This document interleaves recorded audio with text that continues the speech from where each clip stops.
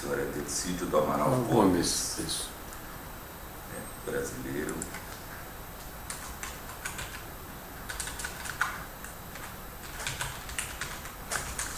O RG 4690 690 013. 013. CPF 011 279 279 828 828 42. 42.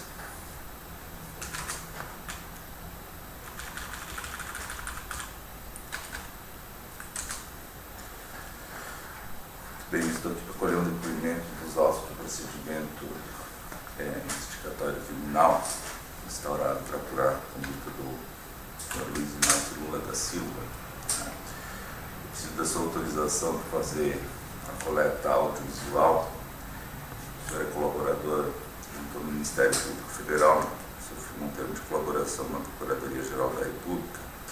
Vou fazer gravação tanto no meu computador quanto no meu celular, porque eu não acredito muito nessas coisas tecnológicas que às vezes elas falham, né? Então, além do registro escrito que eu vou fazer aqui, lá por termo, pelo menos as partes principais, também vai ficar o registro audiovisual em mídia.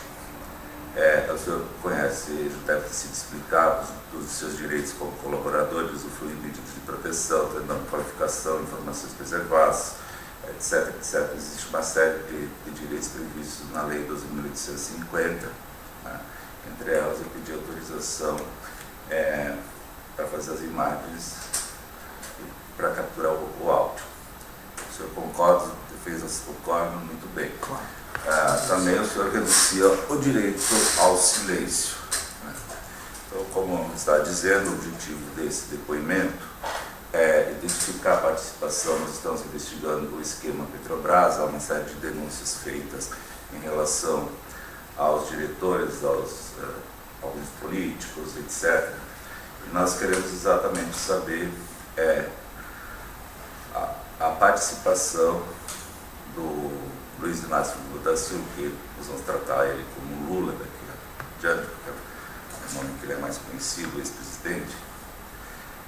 Nós vamos tratar sobre a participação dele nesse esquema. Vou tentar dividir o seu depoimento basicamente em 3 etapas. Primeiro, eu queria saber do senhor a sua linha de tempo, começando em 2002, né?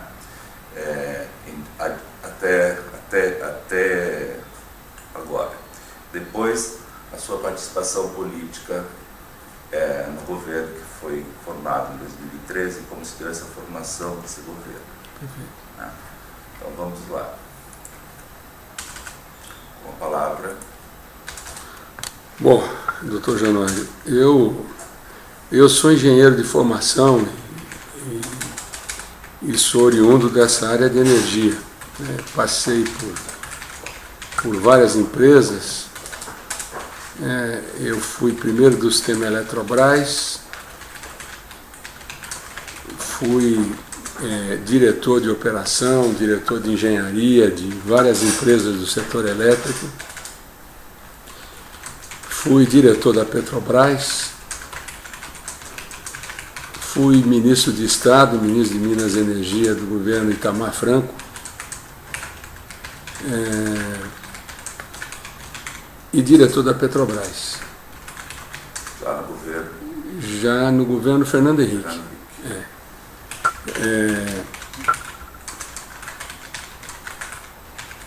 Por volta de 2001,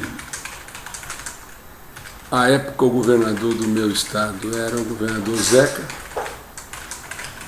Zeca do PT, isso, Mato Grosso do Sul.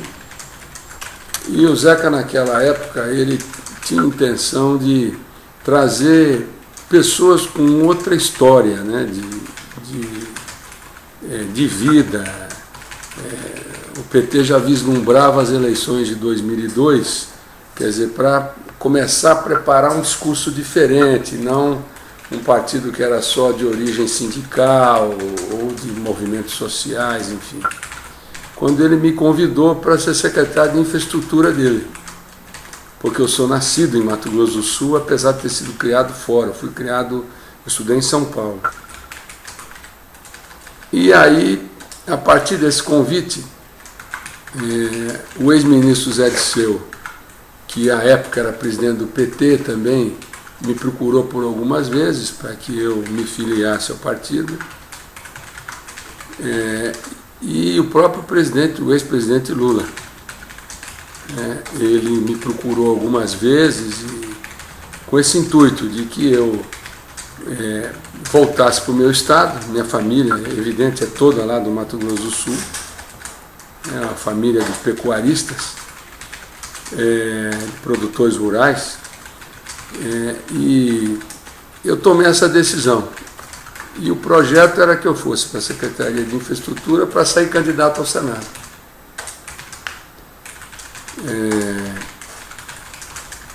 Isso dentro de uma estratégia àquela época, né, e que depois redundou até na Carta aos Brasileiros, ao longo da campanha de 2002, que era mostrar um partido plural, um partido mais amplo, onde outras pessoas com outro tipo de história, de formação, poderiam ter acesso. Essa era a filosofia.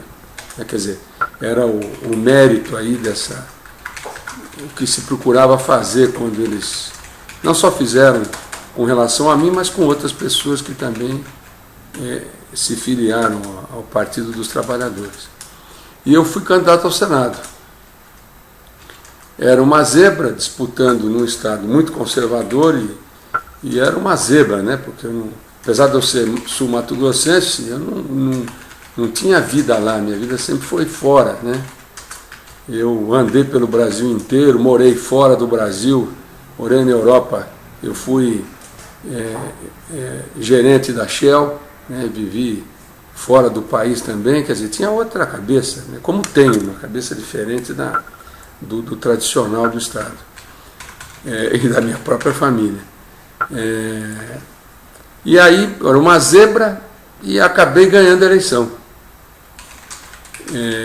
Me elegi senador da República e reconheço que eu vim naquela onda, né, de não só que levou o Lula à eleição, mas também ao aumento das bancadas do PT na Câmara, no Senado Federal. E eram 2 vagas, né, e elegeu nessa ocasião o ex-senador Rames Tebet e eu.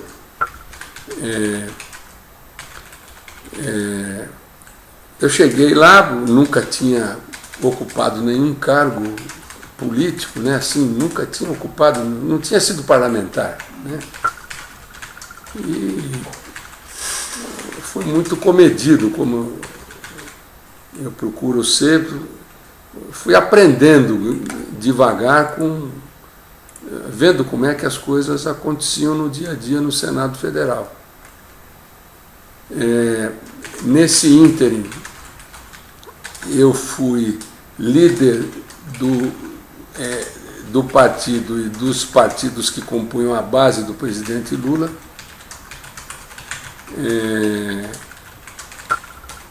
E fui presidente da CPMI dos Correios,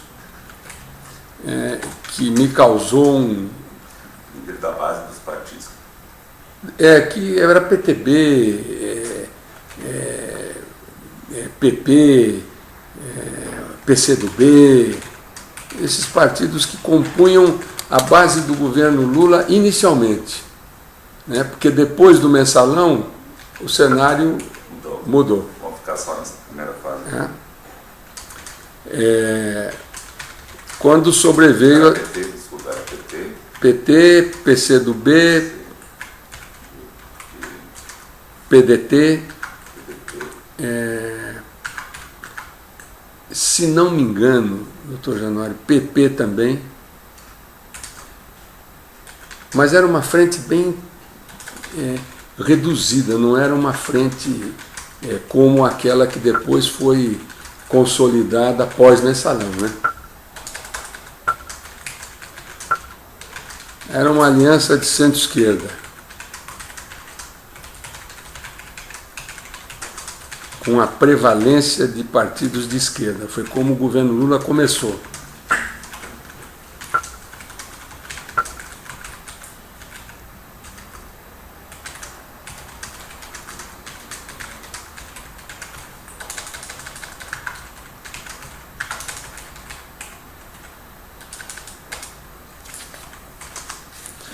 Bom, aí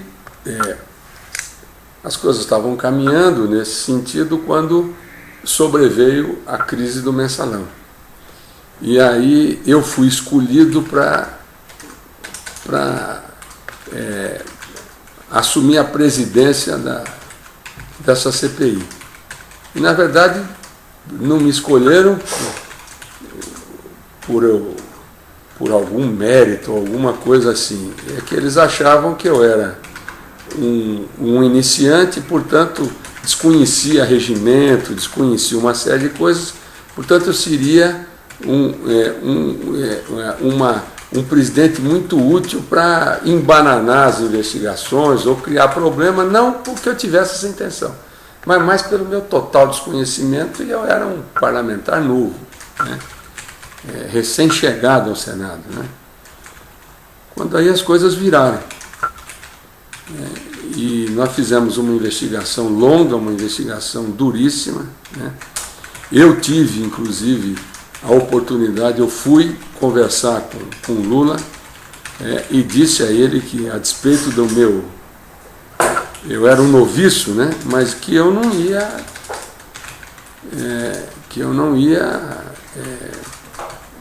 colocar panos quentes na investigação, que eu iria em frente. E a resposta que ele me deu à época foi que eu fizesse o meu trabalho. E se alguém tivesse culpa, que pagasse pelas culpas. E usou uma expressão assim, que eu nunca esqueci: doa quem doer. Portanto, eu fui o mais transparente possível e disse muito bem o que eu ia fazer. Mas, claro, uma coisa é a gente dizer, ele supostamente aceitar, e as consequências disso depois, né? Quando aí veio o meu calvário. Eu virei quase um exilado político, né, dentro do próprio PT.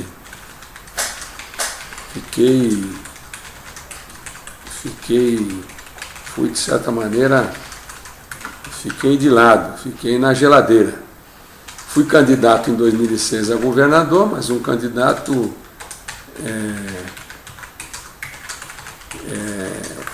cristianizado, né? Quer dizer, com pouco apoio e perdi as eleições, até em função dos desdobramentos da CPI dos Correios, né? Gradualmente retomei as minhas atividades, quando aí fui candidato à reeleição em 2010. Em 2010, aí sim, eu fiz uma construção, na verdade, uma eleição em que eu trabalhei fortemente, uma eleição que foi fruto de tudo aquilo que eu construí ao longo dos anos, mesmo enfrentando essas dificuldades. Eu tive uma votação, para Mato Grosso do Sul, uma votação extraordinária. Eu tive quase 1 milhão de votos, ou seja, são quase 80% dos votos do Estado. Quando aí o PT começou a me respeitar mais, e começou uma reaproximação com o partido, uma reaproximação também com o próprio Lula. A Dilma eu já conhecia a Dilma há muitos anos, porque a Dilma veio do setor de energia, então eu tinha muito contato com ela, muito antes da gente imaginar, eu imaginar de eu ser senador e ela imaginar que seria ministra e depois presidente da República. E aí realmente eu comecei a voltar às hostes do partido com força, porque eu estava respaldado politicamente no meu estado, e também pela minha facilidade de diálogo. Eu sempre dialoguei com todos os partidos, assim, com muita... Sempre fui muito leal e sempre trabalhei com todo mundo, e nunca tive aresta, ranço, até talvez pela minha própria vida, né, pessoal. Eu sempre aprendi a tolerar as coisas e a respeitar a todos, né? Então fui crescendo naturalmente, porque era uma opção de diálogo permanente com os partidos, com a oposição, com todo mundo, e dentro do PT. Quando aí me torno me candidato novamente ao governo em 2014, né? 2010 foi a segunda eleição para o Senado. Isso. Em 2014? 14 me candidato ao governo, mas aí era uma eleição praticamente ganha, porque eu já vinha construindo essa eleição já há muito tempo, vinha trabalhando duro nesse sentido. Desculpe, 2010 foi eleição para senador, eleição. mandato de 8 anos. 2010. Eleição. Aí em 14 eu saio ao governo do Estado. Ao governo do Estado. Isso.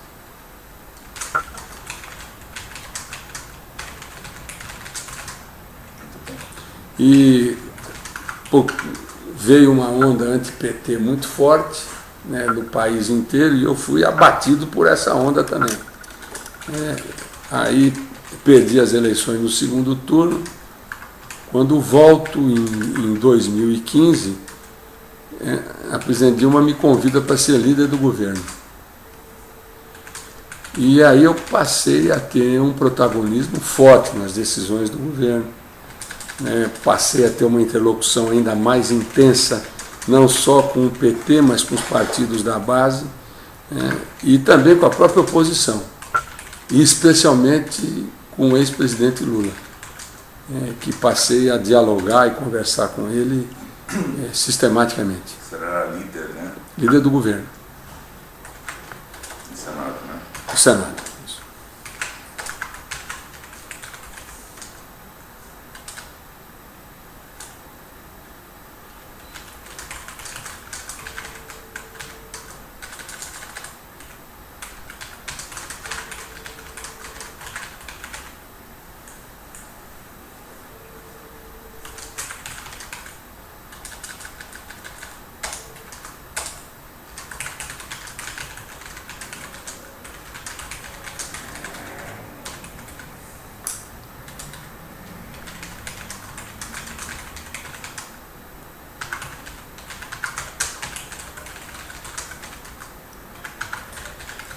Bem, o senhor deixou de ser senador esse ano, né? Esse ano. Esse ano.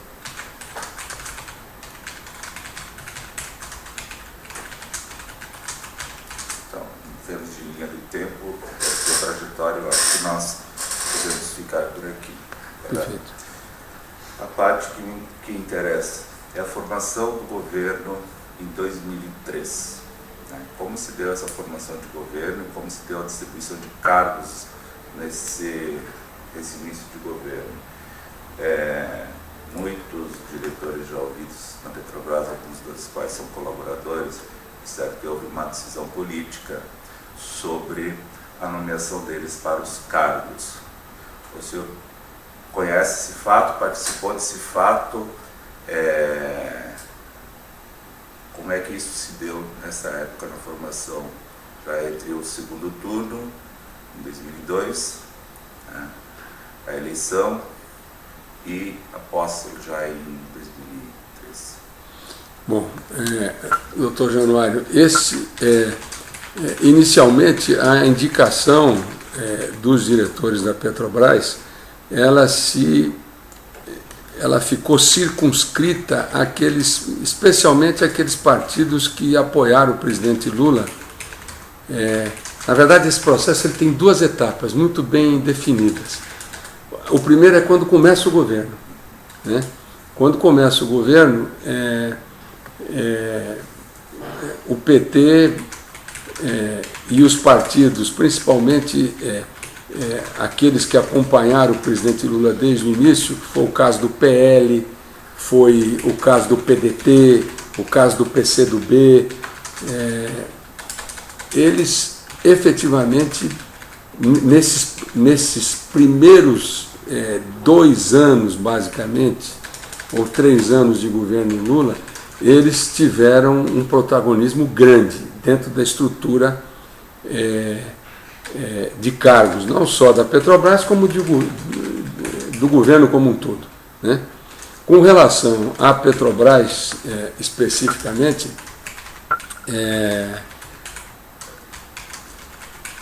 o PT indicou diretores. Na verdade, existiam à época 2 diretores indicados pelo PT, que era o Renato Duque, e depois o próprio Nestor, né?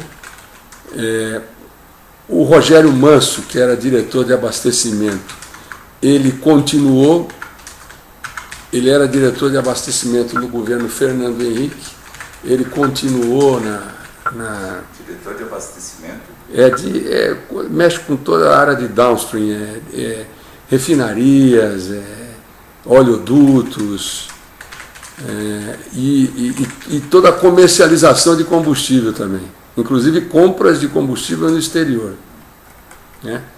Aparentemente era uma coisa estranha, né? Como é que o Rogério Manso, que era diretor de abastecimento, ele no governo Fernando Henrique, ele continuou no governo Lula, né? Mas aparentemente teria havido um acordo à época com o ex-ministro Palocci, né? No sentido de que ele fosse mantido.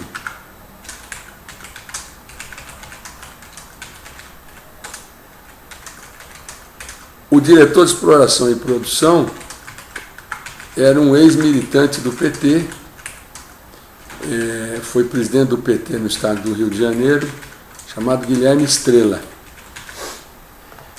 É um homem que tem uma trajetória longa na companhia, e teve inclusive experiências no exterior, no Iraque.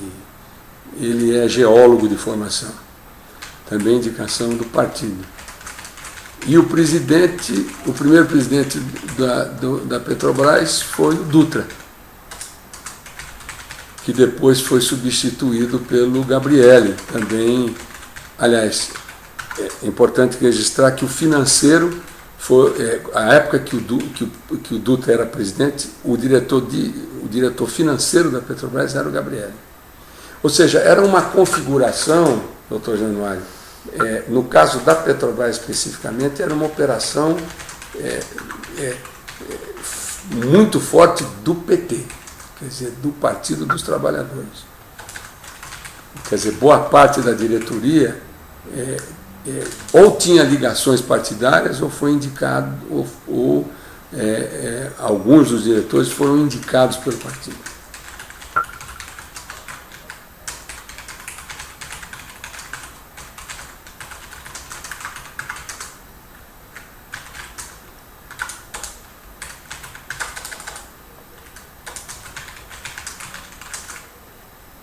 Eles fazem parte do partido, foram indicados. Foram indicados.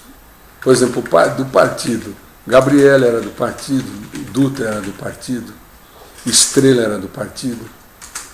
Os indicados pelo partido, Renato Duque, Nestor, que não eram do partido, mas foram indicados.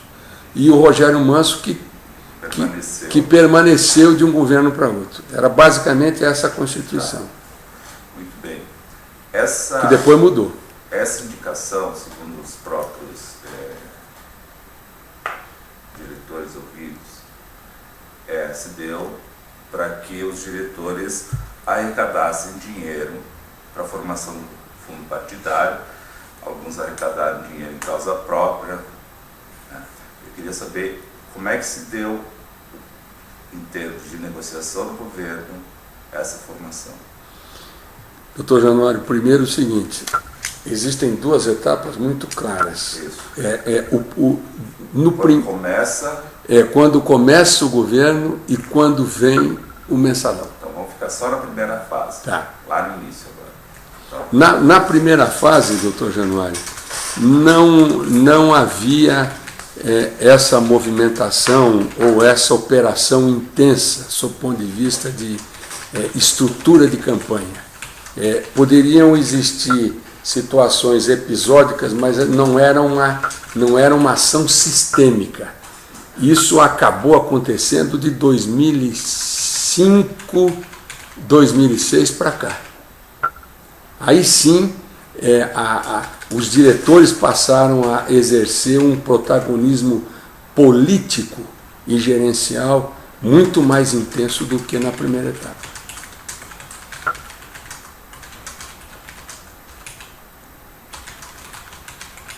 E por que que eu gostaria de fazer esse registro, se o senhor me permitir. Sim, mas era sabido que os diretores que seriam nomeados deveriam arrecadar, desde o início da formação do governo, deveriam arrecadar dinheiro para os partidos que sustentavam a base. Isso era sabido por quem? Essa é a pergunta. Nesse início, doutor Januário, isso era muito restrito, era um grupo muito pequeno que tinha conhecimento disso, ou que tinha ação sobre esse processo. Por quê? Porque o senhor viu que pela configuração era praticamente a diretoria inteira da Petrobras era puro sangue, era tudo PT. Portanto, era uma coisa muito restrita à estrutura maior partidária e, claro, a própria presidência da República, o presidente Lula, e evidentemente, a ex-presidente Dilma era ministra de Minas e Energia. Esse processo, até pelo perfil que ela tem, passava por ela também. Quer dizer, quando houve esse movimento, Quem fazia parte desse grupo pequeno, desse grupo restrito? Eram os presidentes de partido, né? No caso do PT, à época... Doutor Januário, o senhor aceita um cafezinho? Não, não. Quer um cafezinho? Eu aceito. No caso, doutor Januário... Quadro Santo.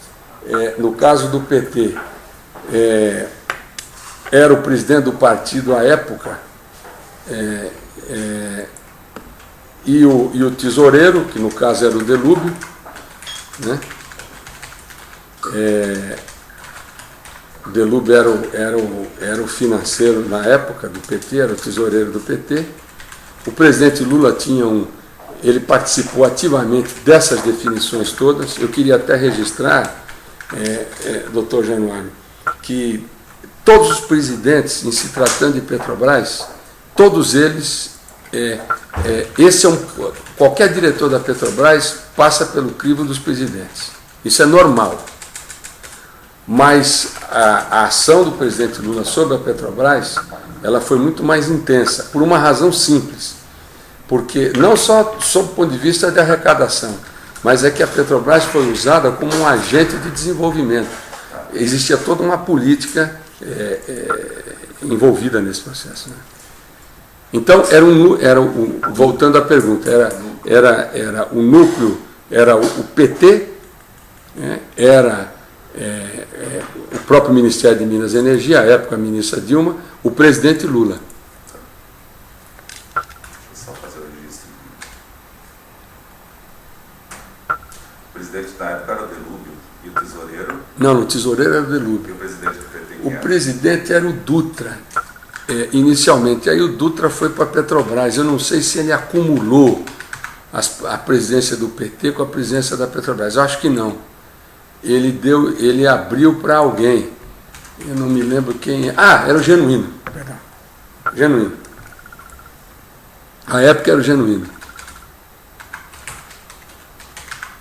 Então faziam parte desse grupo o presidente do PT, José Genuíno, o tesoureiro Delúbio Soares, o próprio presidente Lula, a ministra na época Dilma,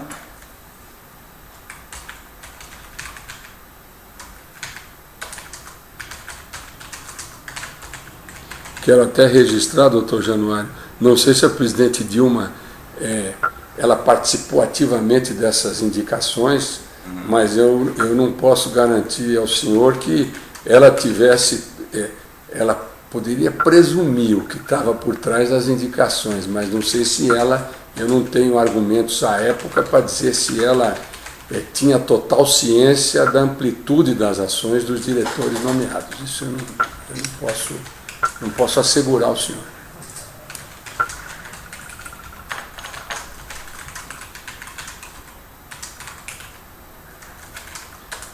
Eu acredito que ela presumia, né, que